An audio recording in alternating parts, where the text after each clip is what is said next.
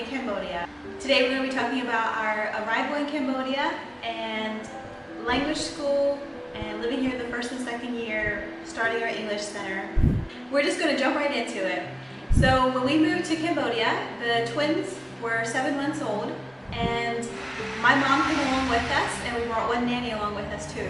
My mom came along for 2 months because she had been helping a lot with the twins when they were born, because when they were born they had been preemies, and so she'd come over and spend the night a lot and help me with feeding them and stuff, taking care of them, because Dewey had to sleep because he had to go to work, although he did help a lot too.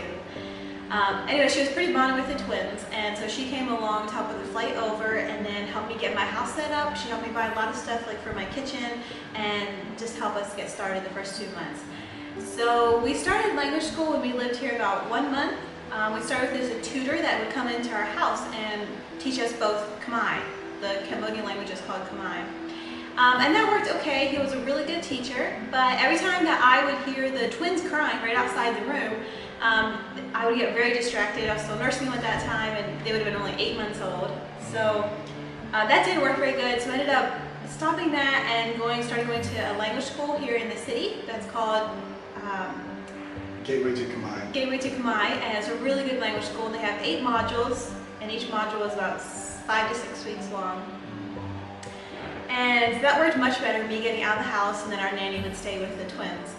And we were just there till noon, and then we came home again. But they would usually give us a bunch of homework that would take about 3 hours in the afternoon to do. So it ended up being full days. Very full days. For those of you that have learned a second language, it's extremely difficult. So we want to talk a little bit about some of the highlights and the hard things about language school. Do you want to go ahead or should I? Yeah, I can. One of the highlights for me for language school was just being able to pick up, especially at the beginning, pick up words, phrases, and then just going out on the streets and talking with the tuk-tuk drivers and stuff like that. I spent quite a few hours out on the street in front of our house, sitting in tuk-tuks, talking to the tuk-tuk drivers. So that was a highlight for me. Yeah. So for me, language school was really hard. Memory is one thing that I really struggle with. It's really hard for me to memorize stuff.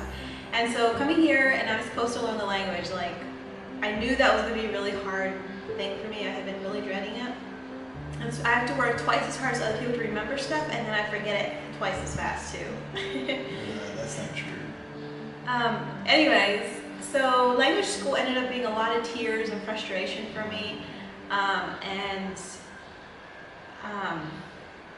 Yeah, I just spent a lot of time reviewing and trying to memorize stuff, coming up with little bridges between like the word and the meaning, and just learning a language is just pure memorization. That's all it is. And so it was really hard for me. But my one prayer was, the whole time through all the levels, at the end of each level you have to pass a pretty big test in order to go to the next level. And my prayer the whole time was, Lord, please help me be able to stay in the same level as Dewey, because we were doing it together, and we were also studying it with our teammates, one other couple and one single lady. And so that ended some of its own struggles, but it was a good thing too. But with studying with Dewey, I really liked studying with him. Dewey and I, we worked well together. We do work well together, and we enjoyed eating afternoons like studying together and reviewing words together and laughing and joking as we were doing it. It helped make it more fun. But my prayer the whole time was I could stay in the same level as Dewey, and God answered that prayer, and I was able to.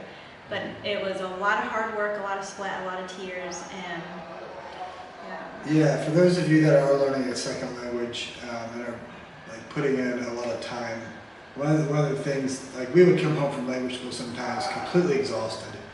We would come home, we would eat lunch, and then it's mentally exhausting. Yeah, physically it's fine, like it's not that hard physically, but mentally it drains you. So we would come home sometimes, eat lunch, and take an hour nap just because we needed it. So if anybody's learning a second language, don't feel bad about doing that. One thing with studying with your teammates, a con is obviously there can be competition, but then a pro is that you can encourage each other and build each other up too. We were about 6 months into language study, and we were just our brains were pretty much full, so we felt like we just needed to take a break. talked to a few people and they recommended that we do that. So we took about a month and a half off maybe, and we did a really short homestay, going out visiting we're staying in a Khmer house with a Khmer family, and that was really good. It was good for us, but it was difficult at times.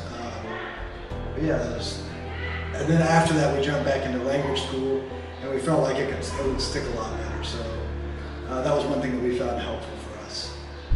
While we were doing the homestay, we got to eat a fermented duck egg. Fermented or overdoing it? It's an egg that's been boiled. That is like, was it 21 days? Right before it hatches. Right before it hatches. So there's like a little baby duck in there, duck or chicken or whatever it was. You could actually see like the feathers and all that stuff on it. And yeah, it was gross, but it was interesting. My people love it. Yeah. It's just, you have to be born or acquire a taste for it, or. It tastes a little bit like boiled eggs. Yeah. Crunchy boiled eggs. But we also had really good food while we were there too. One highlight for me with language school was that I was able to learn the language, and then I was able to interact with my neighbors. And through that, I was able to build a relationship with some of the other women, especially women who are in the same stage of life as me, who have maybe a couple little children. And it's fun to see our kids interact. And of course, then there's like, you can always talk about like your kids. There's always something to talk about. There's always conversation, ways to practice it. And I would not say that I am fluent in Khmer, but I have conversational Khmer. Like I can say what I need to say, go to market and buy things, I can talk with my neighbors. It's just certain topics maybe I have a little bit of trouble going into them. We were in language study for about a year and a half. Okay, Dewey, do you want to talk about starting the center? Yeah. Right after language study, or throughout language study, we weren't quite sure what we were going to be doing after language study.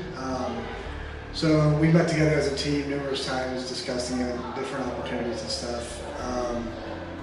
Long story short, we decided to start an English center where we teach English 4 days a week, and we teach Bible class 1 day a week. But to do that legally, we had to get registered as a local NGO. We worked with a consultant, and she was able to help us get a bunch of the paperwork done. From the time we started that to the time we actually got our paper, our license to open that, it took 6 to 8 months, something like that, and around $3,500. And then after that, we were free to start the center. We ended up starting the center in February of 2017. So yeah, it's been almost 2 years ago now. Okay, that's all for this video. Next time we will be talking about the pros and cons of living in Cambodia, and that will be the final episode for this series. See you then.